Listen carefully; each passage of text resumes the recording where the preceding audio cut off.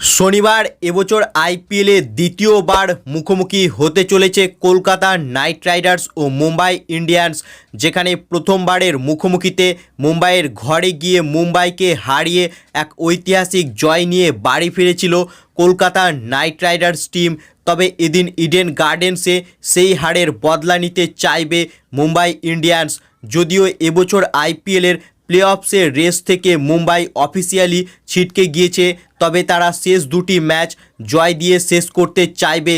অন্যদিকে এদিন ইডেনে মুম্বাইকে হারাতে পারলেই পয়েন্টস টেবিলে কেকেআরের নামের আগে কিউ লেখা উঠে যাবে, অর্থাৎ কেকেআর প্রথম টিম হিসেবে অফিসিয়ালি কোয়ালিফাই করে যাবে যদি তারা মুম্বাইকে হারাতে পারে।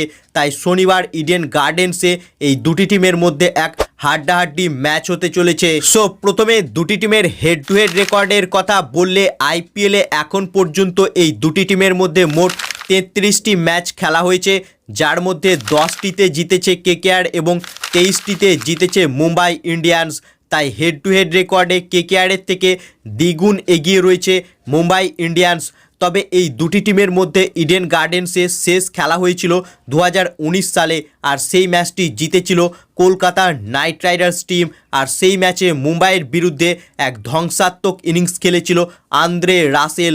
তাই এদিন নিজেদের শেষ হোম ম্যাচে মুম্বাইয়ের বিরুদ্ধে আরও একবার ব্যাট হাতে জ্বলে উঠতে চাইবে রাসেল মাসেল। সো এবার শনিবার মুম্বাই ইন্ডিয়ান্সের বিরুদ্ধে কেকেআর টিমের প্লেইং 11 কেমন হতে চলেছে সেটা দেখে নেওয়া যাক। তো যেহেতু কলকাতা নাইট রাইডার্স টিম জয়ের হ্যাট্রিক করে দিয়েছে এবং তারা একটা উইনিং মোমেন্টামে রয়েছে, তাই শনিবার ইডেন গার্ডেন্সে মুম্বাইয়ের বিরুদ্ধে একাদশে কোনো পরিবর্তন করবে না কলকাতা নাইট রাইডার্স টিম। অর্থাৎ আগের ম্যাচের মতনই কলকাতা নাইট রাইডার্স টিমের প্লেইং 11 সেম থাকবে। যদি কোনো প্লেয়ার ইনজুর্ড না থাকে, অর্থাৎ ওপেনিংয়ে থাকবে সেই ফিল সল্ট ও সুনীল নারিন, 3-এ আঙ্ক্রিস রঘুবংশী, 4-এ ক্যাপ্টেন শ্রেয়াস আয়ার, 5-এ ভেঙ্কাটেশ আয়ার, 6-এ রিঙ্কু সিং, 7-এ আন্দ্রে রাসেল, 8-এ রামানদীপ সিং, 9-এ মিচেল স্টার্ক, 10-এ বরুণ চক্রবর্তী এবং 11 নম্বর হর্ষিত রানা।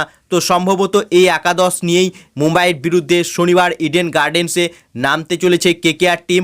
আর এই ম্যাচে ইম্প্যাক্ট প্লেয়ার হিসেবে কেকেআর টিম যদি প্রথমে ব্যাট করে সেক্ষেত্রে বৈভব আরোরাকে ইউজ করবে, আর যদি কলকাতা নাইট রাইডার্স টিম প্রথমে বল করে সেক্ষেত্রে ইম্প্যাক্ট প্লেয়ার হিসেবে আঙ্ক্রিস রঘুবংশীকে মাঠে নামাতে পারে কেকেআর টিম। সো এবার দেখে নেওয়া যাক শনিবার ইডেন গার্ডেন্সে কেকেআর ভার্সেস মুম্বাই ম্যাচটিতে কোন টিমের জেতার চান্স কত পার্সেন্ট রয়েছে। তো শনিবার ইডেন গার্ডেন্সে কেকেআরের জেতার চান্স রয়েছে 70%, অন্যদিকে মুম্বাইয়ের জেতার চান্স রয়েছে 30%। তাই দেখাই যাক শনিবার ইডেন গার্ডেন্সে কোন টিম করে বাজিমাত। সো ফ্রেন্ডস, শনিবার মুম্বাই ইন্ডিয়ান্সকে হারিয়ে এবছর আইপিএলে প্রথম টিম হিসেবে পয়েন্টস টেবিলে অফিসিয়ালি কি কোয়ালিফাই করতে পারবে কেকেআর টিম?